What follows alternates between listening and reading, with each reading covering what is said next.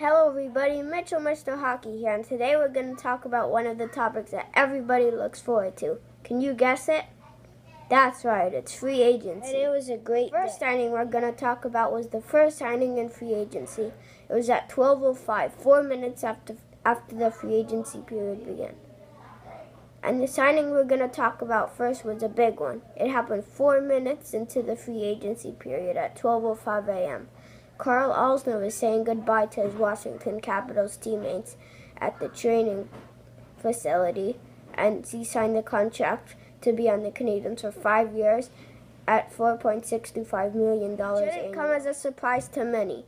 Alzner visited the Canadiens on Monday and Tuesday before free agency, and none of any of the other teams that were interested in signing him till a creative contract. Montreal needs lots of help on defense, and the Canadiens were Alzner's number one target. I don't think he fits into the Montreal Canadiens system because he had 3 goals last season, but talent is talent, and you have to hunt for talent. Besides, you can always trade him. In my opinion, Alzner was team's number one target because most people understood that Kevin Shattenkirk would sign with the Rangers, and he did. More on that will probably play alongside Shea Weber, because Andrei Markov, a 16-year Canadian who's 38 years old, might not re-sign with them. And if Markov does re-sign, and it's late in the season and he goes down with an injury, Alzner will play with Weber. And you don't want Karl Alzner to have no experience playing with Weber in a game. Alzner is in his prime at 29 years of age. And because he has a 5-year contract, he shouldn't be able to walk out in free agency for nothing and play for another team at an elite level, the way Shattenkirk might do this year for the Rangers. Markov. Now here's my grade for the signing. Montreal had $21 million in cap space to re-sign Price, whose contract would end at the 2017-18 season, Alexander Radulov, and to sign a top 4 defenseman. They could have gotten Kevin Shattenkirk, even though he wanted to play for the New York Rangers. So it's a good signing, good progress for Montreal, but Karl Alzner will need to earn his money. His boyhood dream. Growing up 20 miles from Madison Square Garden, Kevin Shattenkirk wanted to play for the Rangers. His dream was finally realized when he signed a 4-year, $650 million contract for 4 years with the New York Rangers on July 1st, 2017. The deal includes a $5 million signing bonus, and Shattenkirk told NHL Tonight that the Rangers got him for left, and he left some term and money on the table because he really wanted to play for the Rangers. And by the way, he didn't tell them that tonight. NHL Tonight is a company that produces NHL analysts. In June of 2013, he signed a 4-year, $17 million contract with the St. Louis Blues.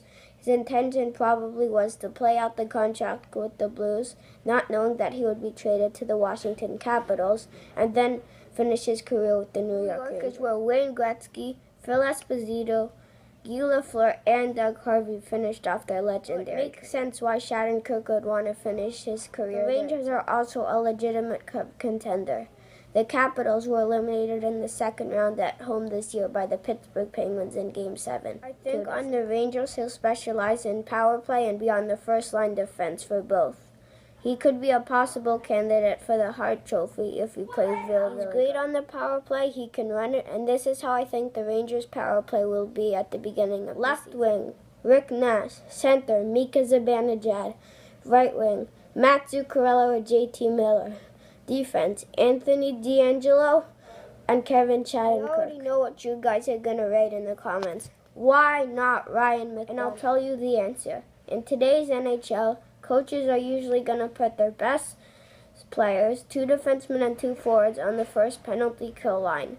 Then on the second line, they're going to put speedy players and players that can score, because they can force a turnover at the blue line and have a clear break. Or if they clear the puck, they might be able to force an offensive player into a sloppy turnover and get a quality score. And since Ryan McDonagh is second to none at skating, if his partner on defense makes a bad turnover, he'll be able to recover. So here's my grade, A+.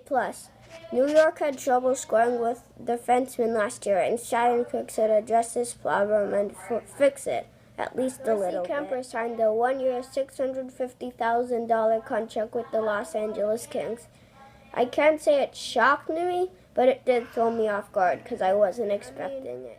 Steve Mason, Brian Elliott, and Ryan Miller were available, but the Kings can't afford for their backup, they had to go with someone cheaper, and that was Kemper. Jonathan Quick got hurt, and Peter Budaj had to take the starting job. He wasn't that good. He's a good goalie, but he's not elite, and that's the kind of goalie that teams need to have to win a cup or at least contend for. They traded Peter Budaj and other consideration to the Tampa Bay Lightning for goaltender Ben Bishop, also an elite goalie. Very, very good. He has now moved on to the Dallas Stars, and they needed a backup. So they signed Darcy Kuemper. Over the years, we've seen a lot of starting goalies go from starters to backups. Some of them are Steve Mason, Marc-Andre Fleury, and Yaroslav Halak. Darcy Kuemper was also one of them. Now it's time for my grade, B-.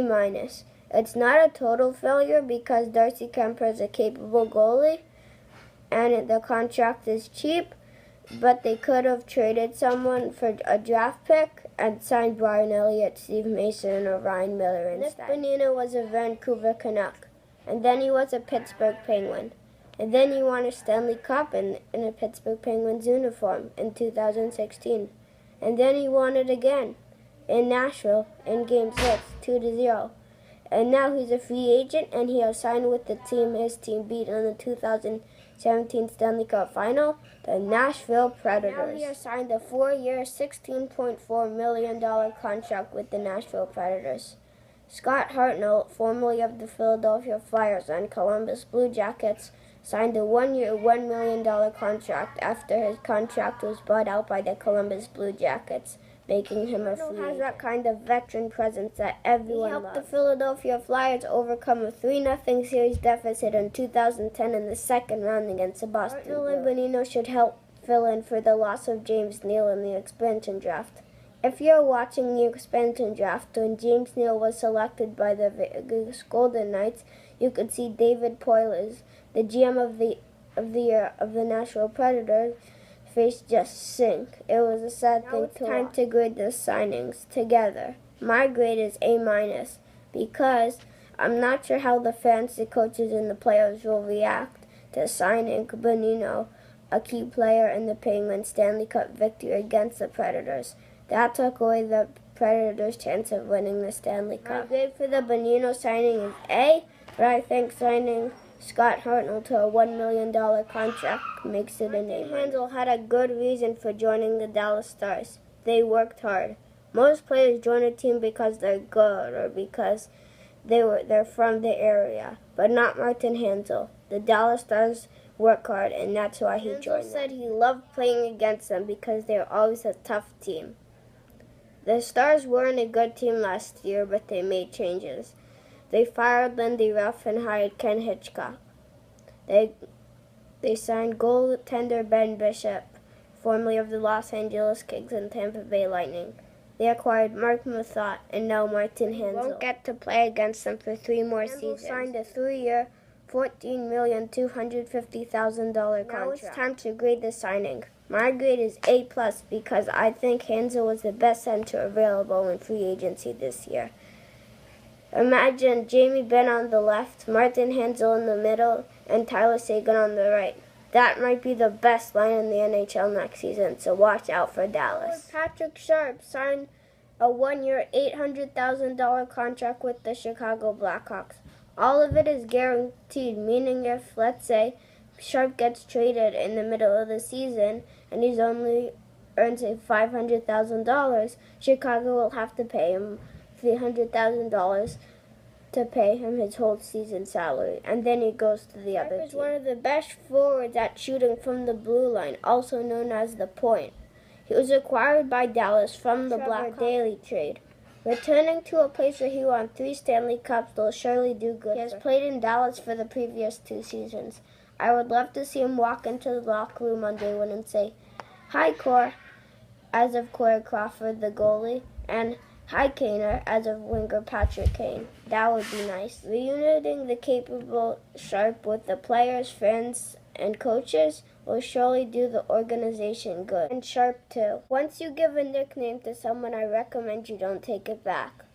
Justin Williams is still Mr. Game 7. He's still one of the clutchest players in NHL history, even though his perfect record in Game 7s now has a win in the locker. He's now gotten over it, and he signed a $9 million contract with the Carolina Hurricanes, where he started his career. The annual salary is $4.5 million.